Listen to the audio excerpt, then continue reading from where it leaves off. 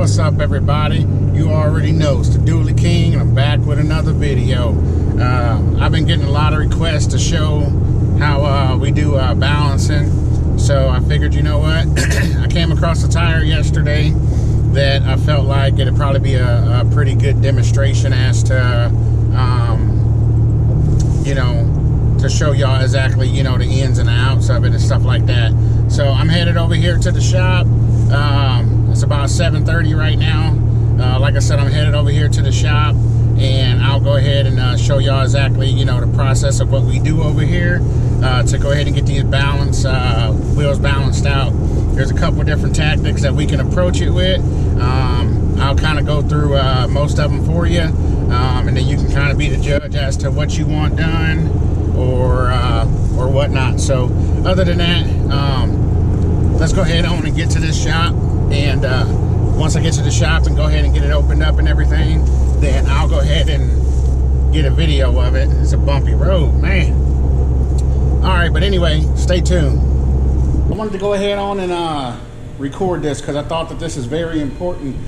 I wanted to complete this video some time ago and just really never really got around to it. A customer asked me to do a video on balancing, and which I did part of it, never finished it. So part of this video is going to be some old footage combined with some new footage, but this new footage, I kind of figured it's the perfect opportunity to go ahead and show y'all. So anyway, when it comes to the balancing, some people use beads. This is why I don't use beads. I'm not saying that they don't work, that they're good, they're bad. They just don't work for what I personally feel like that, you know, they need to. And here's why. This is the reason I don't use them. So anyway, customer come to me and wanted me to swap out these brand new tires for his 14 wides right here. Maybe 16s, hell, I don't know. But anyway, so he's got beads in all of these tires, which is fine. I don't care. I'm going to spin balance them anyway. But as you can see, new tire, nothing, all black. But right here, you can see all in there how them beads actually stick to the outside of the tire. Now, let me show you how these are supposed to work. There's a few still at the bottom right here, but now when he comes to a stop, those beads are supposed to fall to the bottom, and then they're supposed to rebalance after you start spinning. But what happens is, once those actually start sticking in there like that, they no longer fall back to the bottom where you can actually get a new balance every time that you stop. So you end up getting an imbalance right here as opposed to what's that right there. You know what I'm saying? So that little pile right there, what you might have stuck in there was 8 ounces, but I don't know how much that is, but whatever it is, it falls back down to the bottom. So I thought that that was real important. That's the reason I don't use beads, because after some time they actually start to stick. I don't know if it's moisture that builds up in the tire or what it is, but like I said, it's supposed to fall back down to the bottom, and then when you start going again, it spreads out to where your imbalance is. So the theory behind it is to make it have a true balance every time. But that's the theory behind it. But what actually ends up happening over time, that it starts sticking. And when it sticks in multiple places like that, then it can't rebalance. So then you end up with the shape. So that's the reason I don't use those. I thought that that was the perfect time for me to go ahead on and get this video of this. But anyway, I just wanted to go ahead and throw that in there. So just stay tuned. I'm going to show you how to get these wheels balanced. I'm up over here to see my boy Tucker over at the other shop. So let's go ahead and see what exactly he's going to do.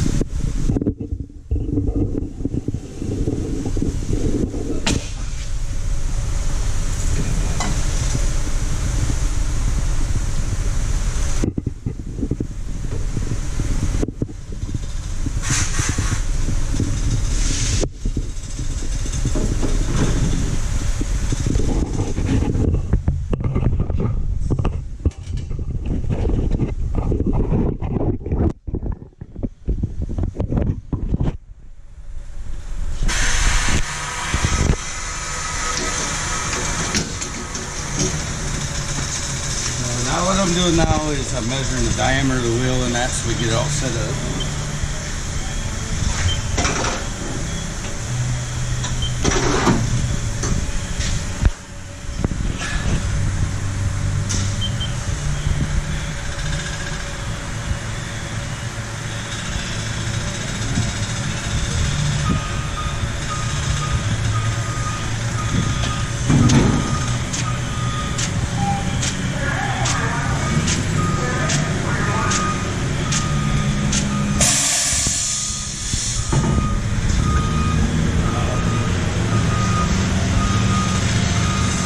got 0, and then we got 6 ounces we're gonna put on the inside of the wet. And then this is the run out of the tire, the run out in the tire by thousands. And what does that run out? What should it be? It should be typical 50. You want to switch and move the tire around. The run out's too high. Okay. But 25 is good. Okay. I mean, it lowers better, but 25 is not bad. Okay.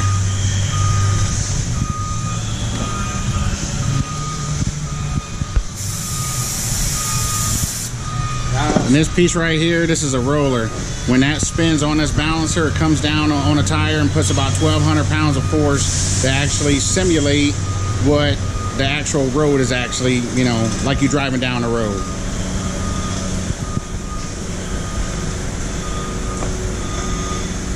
So we use sticky weights, put them on the inside, the way it looks clean.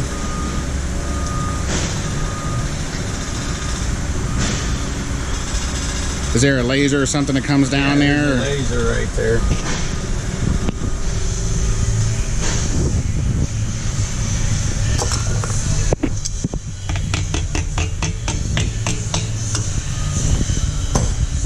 And then we spin it, check the balance on it.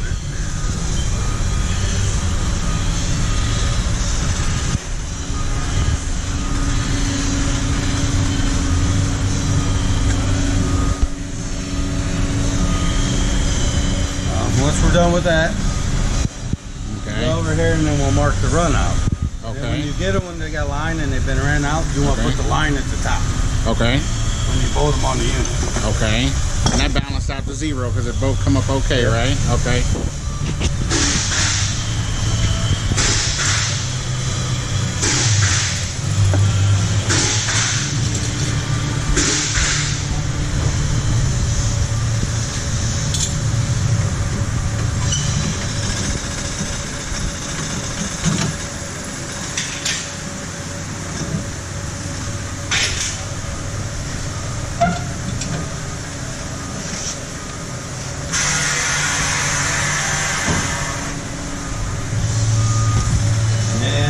So that was one option of balancing. So my balancer is a little different. I'll be honest with you, I can't afford a $40,000 balancer, so therefore I got to work with what I got. Don't get me wrong, it's a pretty nice one, which I feel like it's the next grade below. You know what I mean? What Tucker over there got. But like I said, I did want to go ahead and show you a few ins and outs as to what's going to get the job done.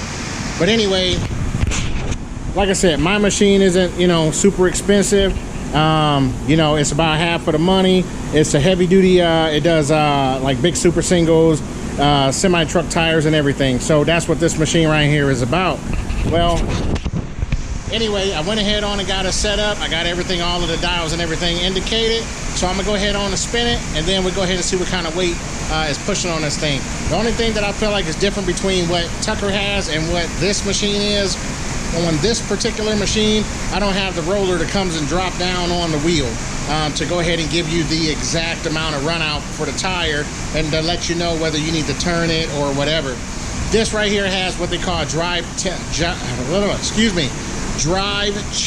technology, and that's pretty much it calculates the amount of run out, but it just doesn't do it with the roller. So anyway, like I said, it's a pretty good balancer. That's what I use, and I haven't had any problems to date.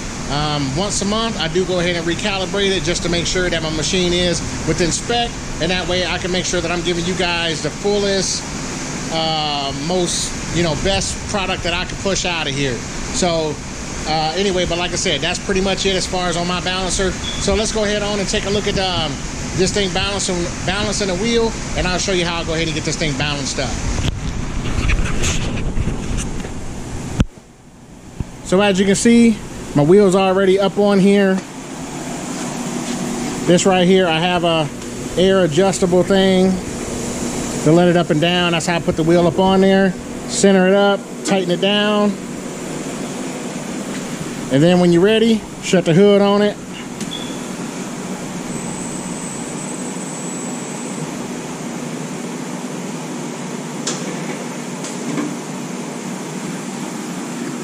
And as you can see, it comes up for 1.75 is the amount of weight that it takes.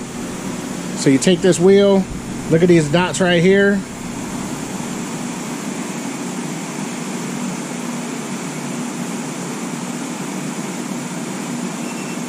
And then it locks that in place. You cannot move that. That's why I definitely like this machine. This right here is a calculate button. It'll literally tell you that, okay, it's 1.75 ounces, but right here is 2. This will calculate all the way down to the lowest amount of grams that possible, so that you know that you're putting the right amount of grams on here. So this right here is saying 1.75, but I want to go ahead and make sure that this has literally 0 vibration. So I'm gonna go ahead on and take it down to the 2 ounces, and let's go ahead on and respin it. So this particular wheel is going to be a outside drive, which is pretty much your outer rear wheel. So I'm going to be using these hammer-on weights right here. The reason that I use this is because if you put tape weights on the opposite side, they're just going to fly off. So I make sure that I use a pound-on weight, and that way I ain't got to worry about it coming off or anything of that nature. And then I can go back to the tape weights as far as for like my inside dual or my front or something like that. So, but I will be using a hammer on, and that way you don't have to worry about seeing no kind of exposed weights from the outside or anything. All right, now you see that weight up on there. I'm gonna go ahead on and spin this and see what we got.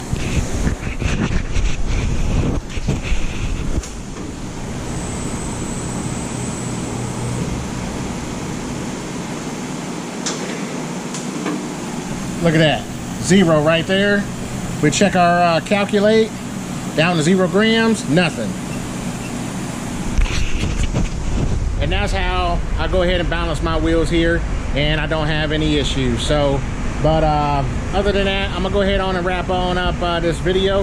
I think that pretty much, I'm trying to help you guys out. I don't know if you gained a lot of knowledge from it, but I hope that you did, because when it comes to balancing, it's kind of a wide open subject. So, but anyway, I wanted to help y'all out as best as what I could, and I hope that this helps and finds quite a few of y'all.